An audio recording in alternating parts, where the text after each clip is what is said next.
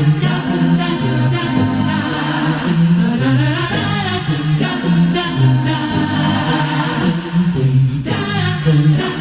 he is from New York, that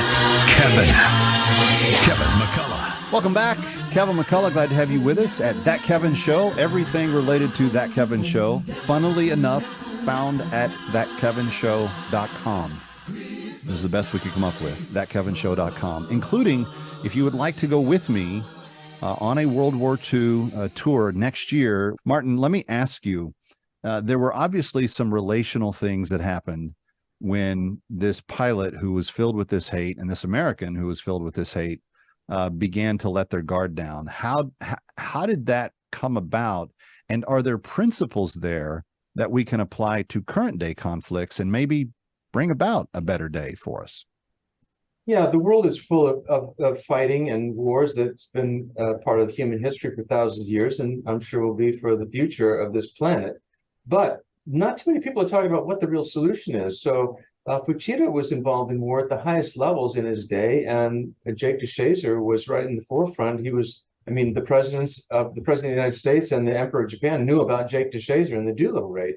But war doesn't really lead to peace. It's not bigger weapons. And Fuchida said that since war really begins in the heart, then peace has to begin in the heart. So I think the first recognition that leads to peace is to understand, where does this all come from?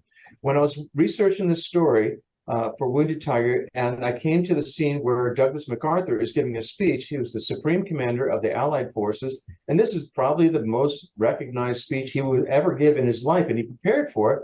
I didn't really know what it said. I'd never seen it before. And as I was reading his speech, which is summarized in the book, or as excerpts are in the book of Wounded Tiger, he says, we've come to our last chance. If we don't learn how to achieve peace, Armageddon is at the door. We're essentially going to destroy ourselves. He said the problem is spiritual, and therefore it needs a spiritual solution. I thought, I cannot believe I'm reading this, but I thought, I think he's exactly right. And that's the conclusion that Fuchida came to. And Jake DeShazer, when he's in prison, completely in a hopeless situation, friends dying of exposure, being tortured to death, etc., it was just a nightmare, a living nightmare for him. And he thought, I do not want to die in this prison filled with hatred, and that's the end of my life. I don't want to live that way. And he remembered his mom. And moms are very influential in people's lives. Mothers don't recognize how powerful they are. So he thought, I want to be like my mom. So he started seeking and asking questions, and he knew that she was a godly woman. So he ended up getting a copy of the Bible and reading it, and he applied it to himself, but he was extremely skeptical. And that's the cool thing about his story. He wasn't just like, oh yeah, get gung-ho, let's do it. It's like, no, how does this work? Does God talk to people? I don't believe this. How could this happen? But he asked all the right questions, and you'll see in the story, things started to happen in his life. Some there seemed to be natural, other things clearly supernatural. How in the world could this happen? So the pathway to peace is there for everybody, but the pathway for most people is not quite as difficult as it was for the people in this story who had death all around them. So I want this to be a story of hope and inspiration for all people, that even if you don't believe in the supernatural realm, God is still for you, and he has a pathway that really will lead to happiness for you. Well, that's so well said on so many levels, and I would love for the concept of the spiritual to take hold in the modern conflicts. Russia and Ukraine and Hamas and Israel. I am concerned that it's the tip of something much bigger that the world will find itself in the days to come. I pray that that's not the case. But as an observer of history, we tend to redo things that we don't learn the lessons of, and so I'm hopeful that we can avoid those.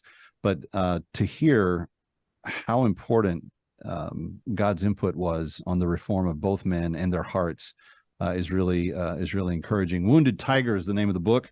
Martin Bennett is its author, and we only have about 20 seconds, Martin. But tell me about the girl. Why is the girl so important in the story? Well, she was faced with a horrible situation where anybody naturally would just be full of despondency and despair. And what she did is she thought, how can I love my enemies? And she volunteered to serve the Japanese in the United States. Through a set of circumstances, she wound up in a hospital of POWs, where she was actually tending to the engineer of Mitsuo Fuchida. And in such a loving way, he said, why are you so kind and so good to us? and she explained about how terrible the Japanese had been to Americans, and she wanted to express love to them. And they thought, why would you love your enemies? Well, this got back to Fuchida 5,000 miles away, and it transformed him because it changed his pathway of thinking.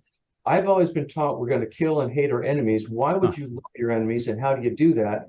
His finding that answer is the answer everyone needs to have today. Yeah, no doubt. Wounded Tiger, the name of the book. Martin Bennett, congratulations. It is a big volume, friends, but he says if you're not convinced by page 10, you'll never be. It's a page turner. You want to check it out. Martin Bennett, thank you for being with us. Kevin, thank you so much for having me. Kevin McCullough coming right back. It's That Kevin Show. Don't go away. Christmas time.